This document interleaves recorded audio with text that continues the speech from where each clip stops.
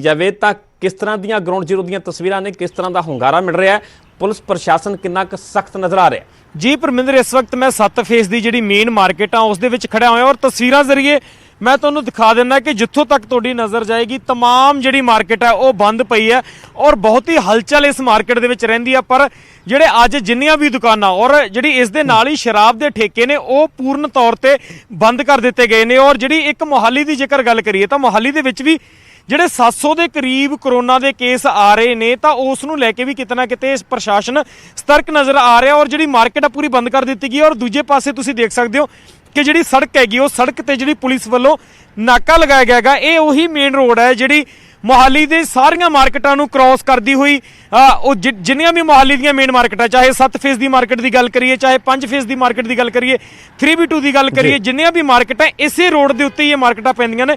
ਔਰ ਇਸ ਰੋਡ ਦੇ ਉੱਪਰ ਪੁਲਿਸ ਨੇ ਜਗ੍ਹਾ ਜਗ੍ਹਾ ਬੈਰੀਕੇਡਿੰਗ ਕੀਤੀ ਹੋਈ ਹੈ, ਜਗ੍ਹਾ ਜਗ੍ਹਾ ਨਾਕੇ ਲਗਾਏ ਹੋਏ ਨੇ।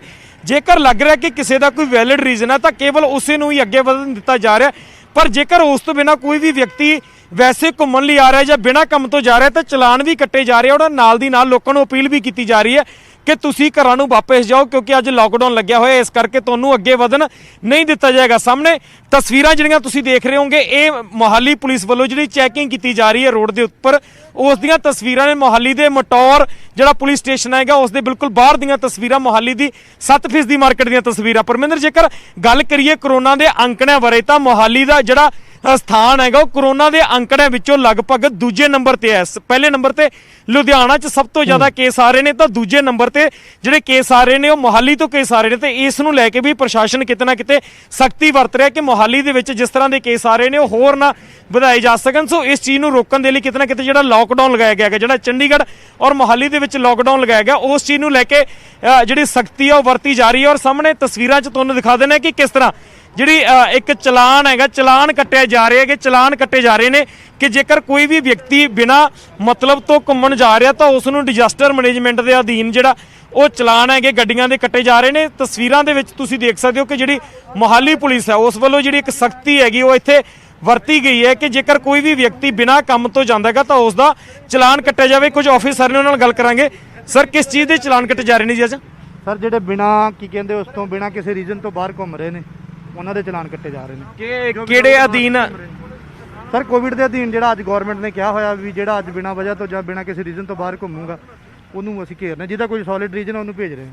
ਜਿਵੇਂ ਡਾਕਟਰ ਹੋ ਗਏ, ਕੋਈ ਮੈਡੀਕਲ ਸਟੋਰ ਹੋ ਗਿਆ ਜਾਂ ਕੋਈ ਪੇਸ਼ੈਂਟ ਆ ਉਹਨਾਂ ਨੂੰ ਭੇਜ ਰਹੇ ਹਾਂ। ਸੋ ਸਾਫ਼ ਤੌਰ ਤੇ ਜਿਹੜੇ ਆਫੀਸਰ ਗੱਲ ਕਰ ਰਹੇ ਨੇ ਕਿ ਜੇਕਰ ਕੋਈ ਵੈਲਿਡ ਰੀਜ਼ਨ ਨਾਲ ਜਾ ਰਿਹਾ ਉਸ ਦਾ ਚਲਾਨ ਨਹੀਂ ਕੱਟਿਆ ਜਾਏਗਾ। ਪਰ ਤਸਵੀਰਾਂ ਤੁਹਾਨੂੰ ਦਿਖਾ ਦਿੰਦੇ ਆ ਤਸਵੀਰਾਂ ਦੇ ਵਿੱਚ ਕਿ ਕਿਸ ਤਰ੍ਹਾਂ ਜੇਕਰ ਕੋਈ ਵੀ ਵਿਅਕਤੀ ਬਿਨਾਂ ਕਿਸੇ ਰੀਜ਼ਨ ਤੋਂ ਘੁੰਮ ਰਿਹਾ ਤਾਂ ਮੁਹਾਲੀ ਦੀਆਂ ਸੜਕਾਂ ਤੇ ਜੇਕਰ ਕੋਈ ਵੀ ਵਿਅਕਤੀ ਬਿਨਾਂ ਕਿਸੇ ਕੰਮ ਤੋਂ ਜਾਏਗਾ ਤਾਂ ਉਸ ਦਾ ਜਿਹੜਾ ਚਲਾਨ ਹੈਗਾ ਉਹ ਕੱਟਿਆ ਜਾ ਰਿਹਾ। ਔਰ ਕੋਵਿਡ ਦੇ ਨਿਯਮਾਂ ਤਹਿਤ ਕਿ ਤੁਸੀਂ ਇੱਕ ਲਾਕਡਾਊਨ ਦੀ ਉਲੰਘਣਾ ਕਰ ਰਹੇ ਹੋ, ਤੁਸੀਂ ਇੱਕ ਜਿਹੜੀ ਮਹਾਮਾਰੀ ਉਸ ਨੂੰ ਫੈਲਾਉਣ ਜਾ ਰਹੇ ਹੋ ਤੇ ਇਸ ਲਈ ਜਿਹੜੇ तमाम ਪੁਲਿਸ ਮੁਲਾਜ਼ਮ ਹੈ ਉਹਨਾਂ ਵੱਲੋਂ ਸਾਰੇ ਜਿੰਨੇ ਵੀ ਡਾਕੂਮੈਂਟ ਦੇਖੇ ਜਾਂਦੇ ਨੇ। ਉਹ ਡਾਕੂਮੈਂਟ ਦੇਖਣ ਤੋਂ ਬਾਅਦ ਹੀ ਜਿਹੜਾ ਅੱਗੇ ਜਾਣ ਦਿੱਤਾ ਜਾਂਦਾ ਜੇਕਰ ਕਿਸੇ ਕੋਲੇ ਕੋਈ ਵੈਲਿਡ ਡਾਕੂਮੈਂਟ ਨਹੀਂ ਪਾਇਆ ਜਾਂਦਾ। ਜਿਹੜੇ ਸਥਾਨਕ ਵਾਸੀ ਨਜ਼ਰ ਆ ਰਹੇ ਨੇ ਜਿਨ੍ਹਾਂ ਨੂੰ ਰੋਕਿਆ ਵੀ ਗਿਆ, ਕੀ ਤੁਸੀਂ ਉਹਨਾਂ ਨਾਲ ਗੱਲਬਾਤ ਕਰ ਸਕਦੇ ਹੋ ਕਿ ਉਹਨਾਂ ਤੱਕ ਇਹ ਪੂਰਾ ਮੈਸੇਜ ਪਹੁੰਚਿਆ ਹੋਇਆ ਵੀ ਅੱਜ ਲਾਕਡਾਊਨ ਹੈ, ਇਹ ਸਭ ਕੁਝ ਪਤਾ ਹੋਣ ਦੇ ਬਾਵਜੂਦ ਹੀ ਉਹ ਬਾਹਰ ਨਿਕਲੇ ਨੇ ਜਾਂ ਉਹਨਾਂ ਤੱਕ ਇਹ ਮੈਸੇਜ ਹੀ ਕਨਵੇ ਨਹੀਂ ਹੋਇਆ? ਜੀ ਬਿਲਕੁਲ।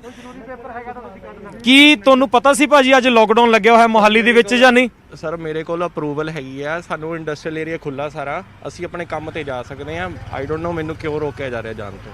ਨਹੀਂ, ਕੀ ਤੁਹਾਨੂੰ ਨੌਲੇਜ ਸੀ ਕਿ ਅੱਜ ਲਾਕਡਾਊਨ ਲੱਗਿਆ ਹੋਇਆ? ਭਾਜੀ ਲੋਕਡਾਊਨ ਦੀ ਨੌਲੇਜ ਹੈ ਕਿ ਅੱਜ ਬੁੱਧਵਾਰ ਦੇ ਦਿਨ ਅੱਜ ਲਾਕਡਾਊਨ ਹੈ ਤੇ ਇੰਡਸਟਰੀਅਲ ਏਰੀਆ ਖੁੱਲਾ ਹੈ।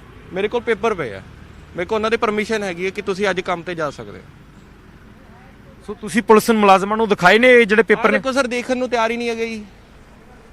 ਸਰ, ਕੀ ਕਾਰਨ ਲੱਗ ਰਿਹਾ ਕਿ ਜੀ ਇਹਨਾਂ ਦਾ ਚਲਾਨ ਅੱਜ ਕੱਟਿਆ ਗਿਆ? ਕਿਹੜੇ ਕਾਰਨ ਲੱਗੇ ਕਿ ਜਿਹੜੇ ਕਾਰਨ ਇਹਨਾਂ ਦਾ ਚਲਾਨ ਕੱਟਿਆ ਗਿਆ ਜੀ? ਇੰਡਸਟਰੀ ਆ ਨਾ ਉਹ ਖੁੱਲੀ ਹੈ ਜੀ, ਇਹ ਸਿਰਫ ਇੱਕ ਫਰੈਂਡ ਨੂੰ ਲੈਣ ਚੰਡੀਗੜ੍ਹ ਆ ਰਿਹਾ ਹੈ ਕਿਉਂ ਜੋ ਅਲਾਉਡ ਹੈ ਨਹੀਂ ਵਾਹੀਕਲ ਦੇ ਉੱਤੇ। ਉਹਨੂੰ ਪਿਕ ਕਰਨਾ ਜੀ ਮੈਂ? ਨਹੀਂ ਸਰ, ਇਦਾਂ ਨਹੀਂ ਅਲਾਉਡ ਹੈਗਾ, ਸਾਡੀ ਮਜਬੂਰੀ ਹੈ।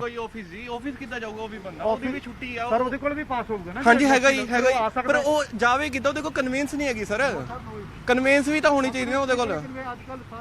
ਸੋ ਸਾਫ਼ ਤੌਰ ਤੇ ਜਿਹੜਾ ਇਹਨਾਂ ਨੇ ਰੀਜ਼ਨ ਦਿੱਤਾ ਹੈ ਕਿ ਇੰਡਸਟਰੀ ਖੁੱਲੀ ਹੋਈ ਹੈ ਔਰ ਇੰਡਸਟਰੀ ਦੇ ਵਿੱਚ ਅਸੀਂ ਕੰਮ ਕਰਦੇ ਹਾਂ ਔਰ ਇਹ ਆਪਣੇ ਦੋਸਤ ਨੂੰ ਪਿਕ ਕਰਨ ਜਾ ਰਿਹਾ ਸੀ, ਇਸ ਕਰਕੇ ਇਹਨਾਂ ਦਾ ਚਲਾਨ ਕੱਟਿਆ ਗਿਆ। ਔਰ ਚੰਡੀਗੜ੍ਹ ਉਹ ਆ ਰਿਹਾ ਸੀ ਦੋਸਤ, ਇਸ ਕਰਕੇ ਸ਼ਾਇਦ ਇਹਨਾਂ ਕੋਲ ਜਿਹੜੇ ਵੈਲਿਡ ਪੇਪਰ ਨੇ ਉਹ ਨਹੀਂ ਨੇ ਕਿਉਂਕਿ ਪੁਲਿਸ ਮੁਲਾਜ਼ਮਾਂ ਦਾ ਕਹਿਣਾ ਕਿ ਜੇਕਰ ਤੁਹਾਡੇ ਕੋਲੇ ਕੋਈ ਵੈਲਿਡ ਕਾਗਜ਼ ਨੇ, ਤੁਹਾਡੇ ਕੋਲੇ ਕੋਈ ਆਈ ਕਾਰਡ ਹੈਗਾ, ਜਿਹੜੀ ਇੰਡਸਟਰੀ 'ਚ ਤੁਸੀਂ ਕੰਮ ਕਰਦੇ ਹੋ ਜਾਂ ਜਿਹੜੀ ਜਗ੍ਹਾ ਤੇ ਤੁਸੀਂ ਕੰਮ ਕਰਦੇ ਹੋ, ਫੇਰ ਹੀ ਤੁਸੀਂ ਚਲਾਨ ਤੋਂ ਬਚ ਸਕਦੇ ਹੋ। ਅਦਰਵਾਈਜ਼ ਜਿਹੜੀ ਤੁਹਾਡੀ ਗੱਡੀ ਆ ਉਹ ਇੰਪੋਰਟ ਵੀ ਕੀਤੀ ਜਾ ਸਕਦੀ ਹੈ ਔਰ ਤੁਹਾਡੇ ਜਿਹੜਾ ਚਲਾਨ ਵੀ ਕੱਟਿਆ ਜਾ ਸਕਦਾ। ਸੋ ਇਸ ਵਿਅਕਤੀ ਦਾ ਚਲਾਨ ਇਸੇ ਚੀਜ਼ ਨੂੰ ਲੈ ਕੇ ਕੱਟਿਆ ਜਾ ਰਿਹਾ। ਔਰ ਪਿੱਛੇ ਤਸਵੀਰਾਂ ਮੈਂ ਇੱਕ ਵਾਰ ਫੇਰ ਤੁਹਾਨੂੰ ਦਿਖਾ ਦੇਣਾ ਕਿ ਕਿਸ ਤਰ੍ਹਾਂ ਜਿਹੜੇ ਪੁਲਿਸ ਮੁਲਾਜ਼ਮ ਆ ਉਹਨਾਂ ਵੱਲੋਂ ਲੋਕਾਂ ਨੂੰ ਘਰ ਵਾਪਸ ਜਾਣ ਦੀ ਅਪੀਲ ਵੀ ਕੀਤੀ ਜਾ ਰਹੀ ਹੈ ਔਰ ਨਾਲ ਦੀ ਨਾਲ ਕਾਗਜ਼ ਚੈੱਕ ਕੀਤੇ ਜਾ ਰਹੇ ਨੇ। ਔਰ ਲੱਗ ਰਿਹਾ ਕਿ ਜੇਕਰ ਕੋਈ ਵਿਅਕਤੀ ਇਸ ਦੇ ਲਈ ਜ਼ਿੰਮੇਵਾਰ ਨਹੀਂ ਪਾਇਆ ਜਾਂਦਾ ਤਾਂ ਉਸ ਦਾ ਜਿਹੜਾ ਚਲਾਨ ਹੈਗਾ ਉਹ ਵੀ ਕੱਟਿਆ ਜਾ ਰਿਹਾ ਹੈਗਾ। ਜਿਹੜੀਆਂ ਧਾਰਾ ਲਗਾਈ ਜਾ ਰਹੀ ਹੈ ਕਿ ਤੁਸੀਂ ਕੋਵਿਡ ਦੇ ਜਿਹੜੇ ਨਿਯਮ ਆ ਉਸ ਦੀ ਫੋਲੋ ਨਹੀਂ ਕਰ ਰਹੇ, ਇਸੇ ਕਰਕੇ ਜਿਹੜੀਆਂ ਗੱਡੀਆਂ ਆਈਆਂ ਉਸ ਨੂੰ ਇੰਪੋਰਟ ਕੀਤਾ ਜਾ ਰਿਹਾ ਔਰ ਨਾਲ ਦੀ ਨਾਲ ਜਿਹੜੇ ਚਲਾਨ ਨੇਗੇ ਉਹ ਇੱਥੇ ਕੱਟੇ ਜਾ ਰਹੇ ਆ। ਰੋਹਿਤ ਬਣੇ ਰਹੋ ਕਿਉਂਕਿ ਚੰਡੀਗੜ੍ਹ ਮੋਹਾਲੀ ਦੀਆਂ ਤਸਵੀਰਾਂ ਜਾਣਨੀਆਂ ਜ਼ਿਆਦਾ ਜ਼ਰੂਰੀ ਨੇ ਕਿਉਂਕਿ ਚੰਡੀਗੜ੍ਹ ਤੇ ਮੋਹਾਲੀ ਦੇ ਵਿੱਚ ਲਾਕਡਾਊਨ ਲੱਗਿਆ ਹੋਇਆ ਹੈ। ਜਿਵੇਂ ਕਿ ਮਨੋਜ ਰਾਠੀ ਮੇਰੇ ਸਹਿਯੋਗੀ ਪੂਰੇ ਬਾਰਡਰ ਤੋਂ ਤਸਵੀਰਾਂ ਵਿਖਾ ਰਹੇ ਸਨ, ਰੋਹਿਤ ਬਾਂਸਲ ਨੇ ਵੀ ਤਸਵੀਰਾਂ ਵਿਖਾਈਆਂ। ਮੋਹਾਲੀ ਦੀ ਮਾਰਕੀਟ ਦੀ ਗੱਲ ਕੀਤੀ ਜਾਏ ਪੂਰੀ ਤਰ੍ਹਾਂ ਬੰਦ ਹੈ। ਹੁਣ ਪੰਚਕੂਲਾ ਕਿਉਂਕਿ ਟਰਾਈ ਸਿਟੀ ਹੈ ਚੰਡੀਗੜ੍ਹ ਮੋਹਾਲੀ ਤੇ ਪੰਚਕੂਲਾ, ਜਦੋਂ ਚੰਡੀਗੜ੍ਹ ਤੇ ਮੋਹਾਲੀ ਦੀ ਗੱਲ ਹੁੰਦੀ ਹੈ ਤੇ ਪੰਚਕੂਲਾ ਦਾ ਹਾਲ ਜਾਣਨਾ ਵੀ ਹੋਰ ਜ਼ਰੂਰੀ ਹੋ ਜਾਂਦਾ। ਸਿੱਧਾ ਰੁਖ ਕਰਦੇ ਹਾਂ ਪੰਚਕੂਲਾ, ਜਿੱਥੋਂ ਕਿ ਮੇਰੇ ਸਹਿਯੋਗੀ ਅੰਕਿਤ ਦੁਦਾਨੀ ਜੁੜੇ ਹੋਏ ਨੇ। ਅੰਕਿਤ, ਗੱਲ ਪੰਚਕੂਲਾ ਦੀ ਕੀਤੀ ਜਾਵੇ, ਚੰਡੀਗੜ੍ਹ ਤੇ ਮੋਹਾਲੀ ਦੇ ਵਿੱਚ ਤਾਂ ਲਾਕਡਾਊਨ ਹੈ ਪਰ ਪੰਚਕੂਲਾ ਦੇ ਵਿੱਚ ਲਾਕਡਾਊਨ ਨਹੀਂ ਹੈ ਤੇ ਆਪਣੇ ਆਪ ਦੇ ਵਿੱਚ ਇਹ ਤਿੰਨੇ ਸ਼ਹਿਰ ਕਨੈਕਟਡ ਨੇ। ਕੀ ਪੰਚਕੂਲਾ ਦੇ ਵਿੱਚ ਲਾਕਡਾਊਨ ਨਾ ਹੋਣ ਦੇ ਕਾਰਨ ਚੰਡੀਗੜ੍ਹ ਮੋਹਾਲੀ ਦਾ ਕੋਈ ਸ਼ਖਸ ਜੇਕਰ ਪੰਚਕੂਲਾ ਜਾਣਾ ਚਾਹੁੰਦਾ ਹੈ ਜਾਂ ਪੰਚਕੂਲਾ ਵਾਲਾ ਚੰਡੀਗੜ੍ਹ ਮੋਹਾਲੀ ਜਾਣਾ ਚਾਹੁੰਦਾ ਹੈ ਤਾਂ ਇਸ ਨੂੰ ਲੈ ਕੇ ਕਿਸ ਤਰ੍ਹਾਂ ਦੀ ਸਥਿਤੀ ਹੈ? बिल्कुल बिल्कुल परमिंदर, मैं आपको दिखाना चाहूँगा कि पंचकुला के अंदर जो स्थिति है वो दोनों जगह से उलट है, क्योंकि पंचकुला में एक तो लॉकडाउन नहीं है, दूसरी बात कि चंडीगढ़ पुलिस ने भी कोई यहाँ पहरेदारी नहीं कर रखी है, यहाँ कोई बैरिकेटिंग नहीं कर रखी है। आप देख सकते हैं कि मैं चंडीगढ़ और पंचकुला के बॉर्डर के ऊपर मौजूद हूँ। आप देख सकते हैं ये चंडीगढ़ और पंचकुला का हाउसिंग बोर्ड बॉर्डर है और यहाँ से आप देख सकते हैं कि कोई बैरिकेटिंग नहीं है। अदरवाइज जब भी लॉकडाउन होता है तो चंडीगढ़ पुलिस की यहाँ बैरिकेटिंग होती है और जो भी कोई यहाँ से निकलता है उससे बाकायदा रीज़न पूछा जाता है कि किस वजह से वो जा रहा है। लेकिन यहाँ कोई बैरिकेटिंग नहीं है, कोई पुलिस का मुलाजिम नज़र नहीं आ रहा है और कोई भी आ सकता है, कोई भी जा सकता है, किसी को भी पाबंदी नहीं है। आप देख सकते हैं कि पहले की तरह जैसे हर रोज़ होता है वैसे ही ट्रैफिक आ रहे हैं और जा रहे हैं, किसी तरह की कोई पाबंदी नहीं है, एक भी पुलिस का मुलाजिम यहाँ नहीं खड़ा है। तो आप देख सकते हैं कि किस प्रकार से चंडीगढ़ में लॉकडाउन जरूर कहा गया है लेकिन पंचकुला की ओर कोई भी पुलिस की ओर से बैरिकेटिंग नहीं की गई है, क्योंकि पंचकुला के अंदर लॉकडाउन नहीं है तो हरियाणा पुलिस की तो बैरिकेटिंग होनी ही नहीं थी, लेकिन चंडीगढ़ पुलिस की बैरिकेटिंग जरूर रहती है और यहाँ एक चौकी जरूर बनाई जाती है। आज हमने देखा बैरिकेडिंग नहीं है, पर यह ਮੰਨਿਆ ਜਾਵੇ ਕਿ ਪੰਚਕੂਲਾ ਤੋਂ ਜਿਹੜੇ ਲੋਕ ਨੇ ਚੰਡੀਗੜ੍ਹ ਤੇ ਮੋਹਾਲੀ ਦੇ ਵਿੱਚ ਐਂਟਰ ਕਰ ਰਹੇ ਨੇ ਤੇ ਜੇ ਕਰ ਰਹੇ ਨੇ ਤਾਂ ਫਿਰ ਅੱਗੇ ਜਾ ਕੇ ਉਹਨਾਂ ਨੂੰ ਮੁਸ਼ਕਲ ਤਾਂ ਆ ਸਕਦੀ ਹੈ ਨਾ, ਕਿਉਂਕਿ ਚੰਡੀਗੜ੍ਹ ਤੇ ਮੋਹਾਲੀ ਦੇ ਵਿੱਚ ਤਾਂ ਲਾਕਡਾਊਨ है। बिल्कुल, आगे जाकर के कहाँ नाका मिलता है, क्योंकि हम हाउसिंग बोर्ड पर मौजूद हैं, यहीं से एंट्री कर रहे हैं। पंचकुला के लोग हैं वो यहीं से चंडीगढ़ के अंदर एंट्री हो जाती है।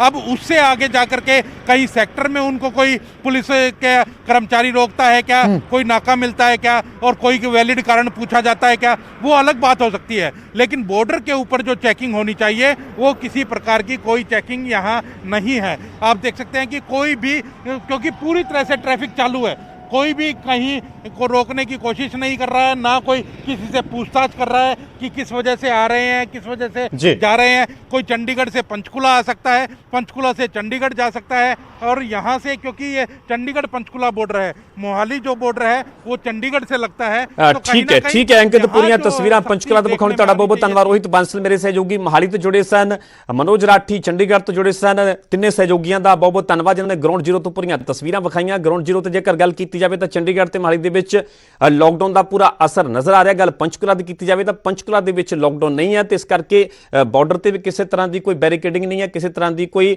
ਪੁਲਿਸ ਦੀ ਤਾਇਨਾਤੀ ਨਹੀਂ ਹੈ, ਪਰ ਅੱਗੇ ਜਾ ਕੇ ਪੰਚਕੂਲਾ ਦੇ ਲੋਕਾਂ ਨੂੰ ਜ਼ਰੂਰ ਮੁਸ਼ਕਲ ਦਾ ਸਾਹਮਣਾ ਕਰਨਾ ਪੈ ਸਕਦਾ ਹੈ। ਗੱਲ ਕੀਤੀ ਜਾਵੇ ਤਾਂ ਪ੍ਰਧਾਨ ਮੰਤਰੀ ਨਰਿੰਦਰ ਮੋਦੀ ਦੇ ਵੱਲੋਂ ਵੀ ਕੱਲ ਦੇਸ਼ ਦੀ ਜਨਤਾ ਨੂੰ ਸੰਬੋਧਨ ਕੀਤਾ ਗਿਆ ਕਰੋਨਾ ਦੇ ਹਾਲਾਤਾਂ ਨੂੰ ਲੈ ਕੇ। ਉੱਥੇ ਸੂਬਿਆਂ ਨੂੰ ਪ੍ਰਧਾਨ ਮੰਤਰੀ ਵੱਲੋਂ ਅਪੀਲ ਕੀਤੀ ਗਈ ਹੈ। ਉਹਨਾਂ ਨੇ ਇਹ ਕਿਹਾ ਕਿ ਆਖਰੀ ਆਪਸ਼ਨ ਦੇ ਤੌਰ ਤੇ ਲਾਕਡਾਊਨ ਨੂੰ ਇਸਤੇਮਾਲ ਕੀਤਾ ਜਾਵੇ, ਲਾਕਡਾਊਨ ਨੂੰ ਵਰਤਿਆ ਜਾਵੇ, ਲਾਕਡਾਊਨ ਲਗਾਇਆ ਜਾਵੇ। ਸਿਹਤ ਦੇ ਨਾਲ ਅਰਥ ਵਿਵਸਥਾ ਵੀ ਜ਼ਰੂਰੀ ਹੈ। ਪ੍ਰਧਾਨ ਮੰਤਰੀ ਨੇ ਕਿਹਾ ਕਿ ਅਸੀਂ ਸਿਹਤ ਵੀ ਸੁਧਾਰਾਂਗੇ ਤੇ ਅਰਥ ਵਿਵਸਥਾ ਵੀ। ਕਰੋਨਾ ਗਾਈਡਲਾਈਨਸ ਦੀ ਪਾਲਣਾ ਜ਼ਰੂਰੀ ਹੈ। ਅਸੀਂ ਦੇਸ਼ ਨੂੰ ਲਾਕਡਾਊਨ ਤੋਂ ਬਚਾਉਣਾ ਹੈ।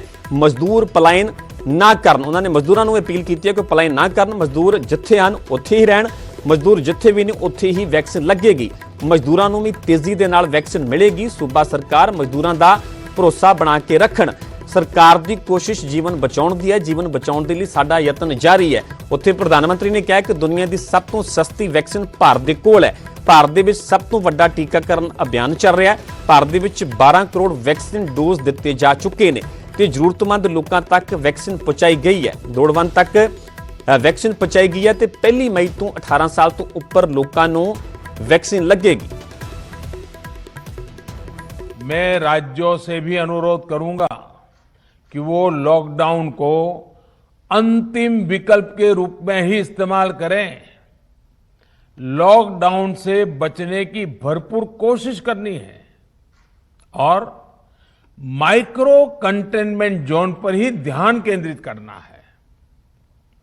हम अपनी अर्थव्यवस्था की सेहत भी सुधारेंगे और देशवासियों की सेहत का भी ध्यान रखेंगे। मेरा युवा साथियों से अनुरोध है कि वो अपनी सोसाइटी में, मोहल्ले में, अपार्टमेंट्स में छोटी छोटी कमेटियां बनाकर कोविड अनुशासन पालन करवाने में मदद करें। हम ऐसा करेंगे तो सरकारों को न कभी कंटेनमेंट जोन लगाने की जरूरत पड़ेगी, न कर्फ्यू लगाने की जरूरत पड़ेगी और लॉकडाउन का तो सवाल ही नहीं उठता है।